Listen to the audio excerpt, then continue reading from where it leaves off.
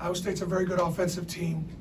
To hold them to 36% field goal shooting. I thought Wes Flanagan, Chad Pruitt, that team did a really nice job with the scout. We tried to impact him as best we could in ball screens. The fact that his number of shots got limited, Isaac Okoro, Samir Doughty obviously did a terrific job defensively on him. So I thought we had a good game plan, and I thought those two guards did a terrific job executing. But to hold a good offensive team to 36% is solid. That's how you win. Not happy with the number of offensive rebounds they had. Not happy with the number of turnovers that we had. Not happy with the way we closed the game out with some bad decisions. But we'll, obviously, hopefully learn from it and sharpen up a little bit.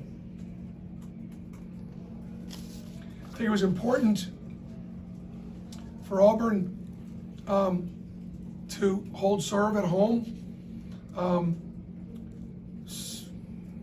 We were the home team here, so we're supposed to win this one.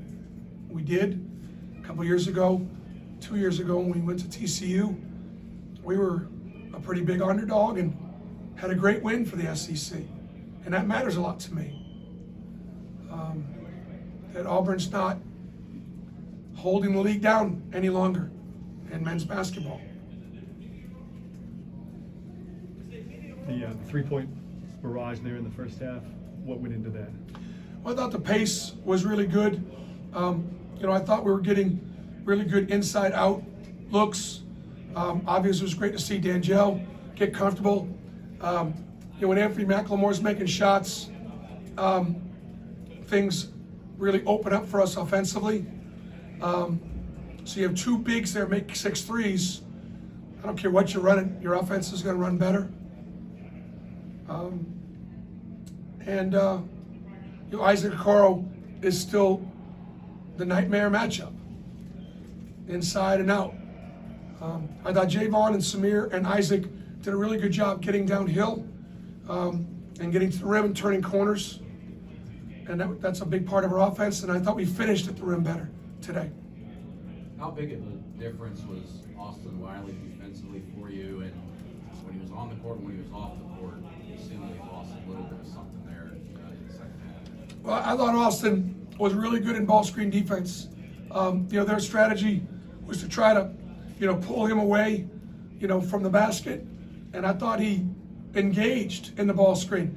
Austin is faster, quicker, more athletic than he himself realizes sometimes. And so we have tried to get him to play more like a forward defensively and less like a center. I also thought he had great impact at the rim when they turned corners, blocking shots, changing shots. I thought he was a big factor for us in there. Reaction to the announcement that game day is going to be here? Yeah, we're very excited about it. I had an idea a couple days ago, but it wasn't cement. Felt like maybe we needed, I don't know. I think they announced it before the game, in fact. I kind of felt like we had to win the game to be in position, but it's great for Auburn. It's great for our university. It's great for our community. All eyes of college basketball will be in Auburn, Alabama next Saturday. It's pretty cool. We got to go to Ole Miss first on Tuesday. I promise you that'll have my complete and undivided attention, my focus, because we lost to them twice last year, so it's obviously been a tough matchup for us. And then Kentucky's really good. I think Kentucky and LSU, the way it looks to me, right now the two best teams in the league. Kentucky was picked there. LSU was picked in the top 4 or 5. So they're right where they're supposed to be. Just got to keep getting better. I think Isaac scored 11 of the last 13 points. Was able to get to the rim pretty easily at times there. Have you ever had a player, particularly a wing, that can just get to the rim at will like that when he needs to? Not quite like Isaac, but Clay Tucker, who is a graduate manager for me. And I don't know that we've talked much about Clay because he came in mid-semester this year. That'd be good. He'd be a great story. He was a Horizon League Player of the Year for me in a league with Butler, and we won championships. Got to the NCAA tournament. He's had a great professional career. He's going to be a really good coach. He played that 3 spot, and so Clay's done a good job. He has spent a lot of time with Jamal, a lot of time with D'Angelo, Anthony, just rebounding for them. There are limitations at sometimes what those grad assistants can do, but just their presence in the gym is important. Bruce, you guys are up by 14 points with under 3 minutes left. What sort of happened down the stretch, you think? Well, they scored downhill, made some shots. We didn't take care of the ball. We made some really bad decisions, and it could have cost us. This was Samir's best scoring performance since December. How much did he push through the past few weeks, and what has it done for him that he was able to have a good game? I mean, I think Samir's one of our leaders, and he's from Philadelphia, so you know he's going to talk the talk. And if you're going to talk it, you got to walk it. And Samir's the first one to step up and,